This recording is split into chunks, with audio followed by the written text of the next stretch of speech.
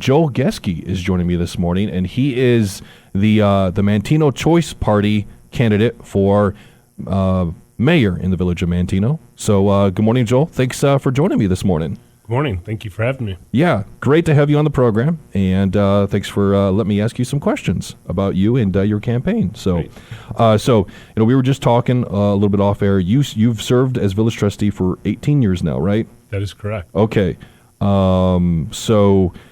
How has your experience as village trustee prepared you to step into this role for mayor? Well, running for mayor is a little bit different than being a trustee. When you're the mayor, you're taking yourself out of the position of making decisions and really are more a leader. Your job, you're no longer the decision maker. Trustees make the decisions. And the only time that you get to cast a vote as mayor is if there's a tie between the trustees. Okay. So I think my 18 years of experience, what has helped there is between my proven track record of running teams through multiple businesses that I have to achieve the highest levels of success. But as a trustee, I've got 18 years of experience. So as these trustees endure certain situations, I can be empathetic and give them guidance as to what I've done and how I've processed decisions that I had to make over my 18 years. And there's been plenty of very tough decisions in Manteno over the last 18 years. Okay. So has there been, over that time, has there been a big lesson that you've learned that you can carry forward? As far as my advice to the trustees, you have 2 ears and 1 mouth for reason. Listen twice as much as you talk, and process what people are saying, and then try to make the best decision that benefits your town as a whole, not necessarily yourself individually. Okay. So your party that you're running with, the Manteno Choice Party, their mission to foster a thriving, inclusive community. What does that look like in practice in Manteno? Well, currently our town is fairly well divided over a recent business coming into town. And up until this time, our community has been very close-knit, very supportive, and we need to get back to that. We need to put the differences aside about the Goshen and get back to supporting one another and being friendly. Right now, it's pretty heated. Mm-hmm. All right. So you brought up Goshen. As you mentioned, it's been kind of like a lightning rod in Manteno for a couple years now.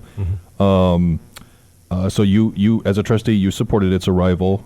How do you respond to critics like your opponent, who's rallied against it? Well, I think that the critics that are against it don't know all the facts. And, there's been accusations that we don't talk about it. Well, a lot of questions have come out, give me a benefit of what's happening. And there's a lot of misinformation being given out. So let's talk a little bit about some of the exciting things that are happening. Just recently in Crane's business, they've posted that Goshen, the question comes up a lot, where are the jobs? We were promised 2,600 jobs and there's no jobs. Well, that's false. There's currently just under 150 employees that are working out there. They were in construction phases of getting the first lines together. That has been completed. So now, in the Crane's business article, they talk about within the next 60 days, Goshen is looking to hire 200 to 250 employees from Kankakee County. They're going to have a job fair. They don't have the exact location set as of yet, but they are looking at that. Now, what else is exciting about it? They're getting ready to start construction of phase 2 of their operation. So phase 2 involves 700 union jobs that will be in Manteno by July 1st. That's why the Kankakee County Building Trades is supporting my party. They saw the vision. They knew it was coming, Well, here it is. It's here now. Let's talk a little bit about these jobs, the 200 to 250 jobs that are out there. These jobs, if you think about it, our children who go to school in Manteno or the surrounding Kankakee area, they don't have the opportunity to find jobs that pay the sort of money that Goshen's going to pay. They're going to pay 120% of what the prevailing wage is in town. So if the same job is at CSL Bearing at $30 an hour, they're going to make $36 an hour.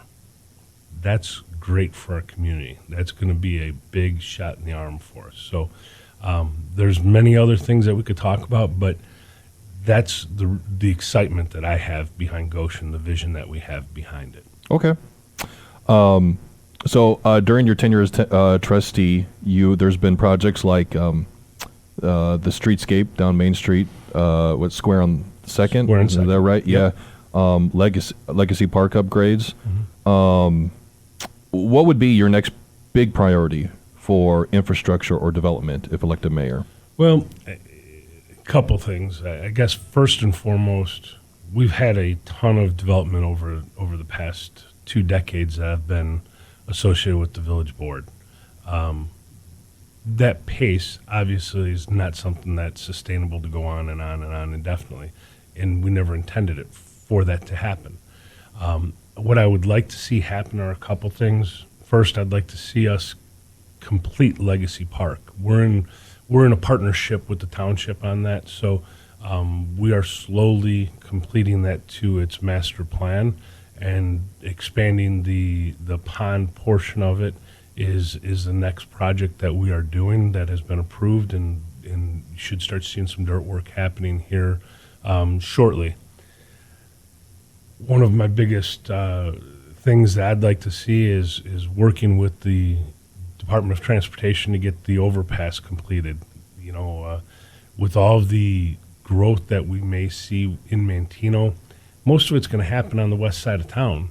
And unfortunately, and I'm a resident of the west side of town, have been for 20 years, our town's a little divided by I-57. We need to have where kids can get from the west side to the east side without having mom or dad have to drive them.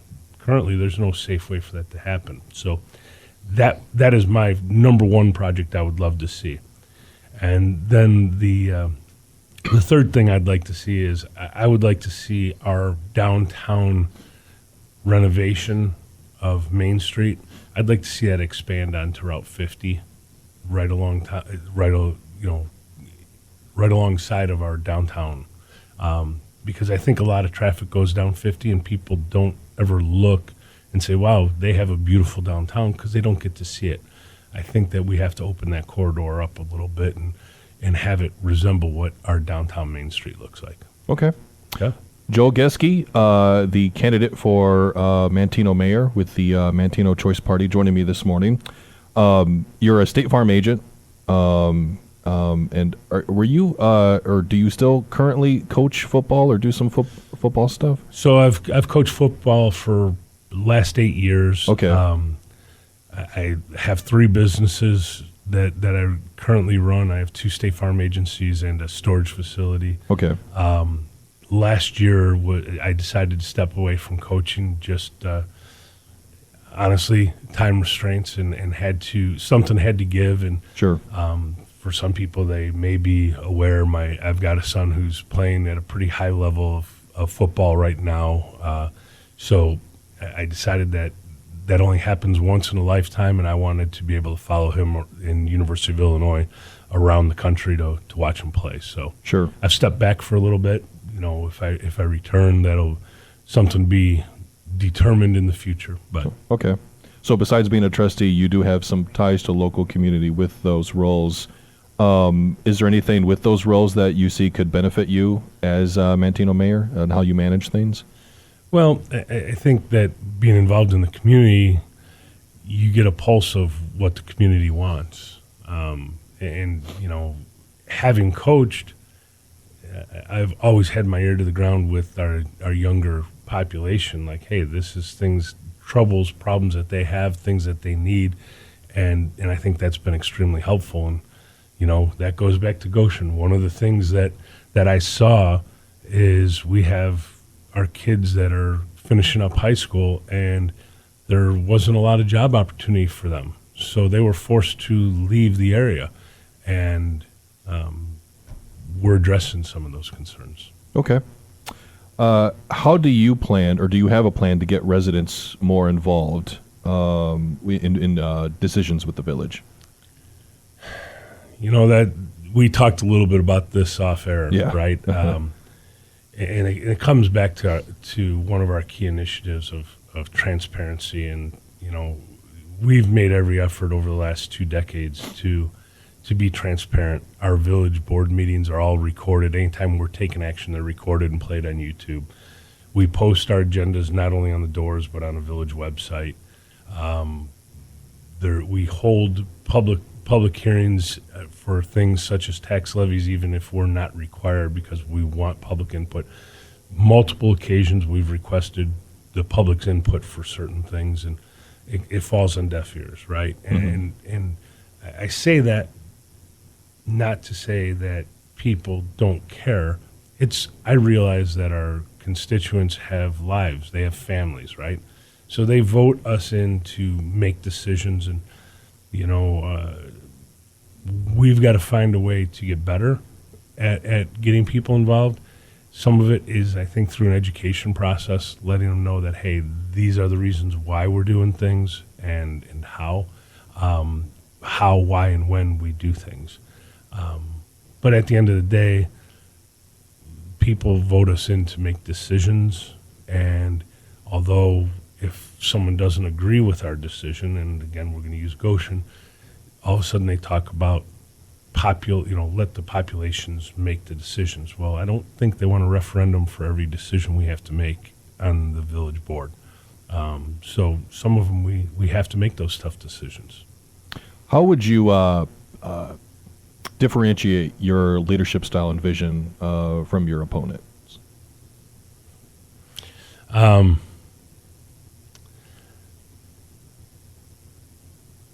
Boy, I've tried to pride myself on running a positive campaign and not getting into mudslinging. So I think the biggest differentiation between our parties is that our party is inclusive. We want to bring people together, and it certainly appears from every aspect that I have that my opposition is anti-everything. There has not been one thing that we've talked about at a village board that in the last 2 years that they've agreed with.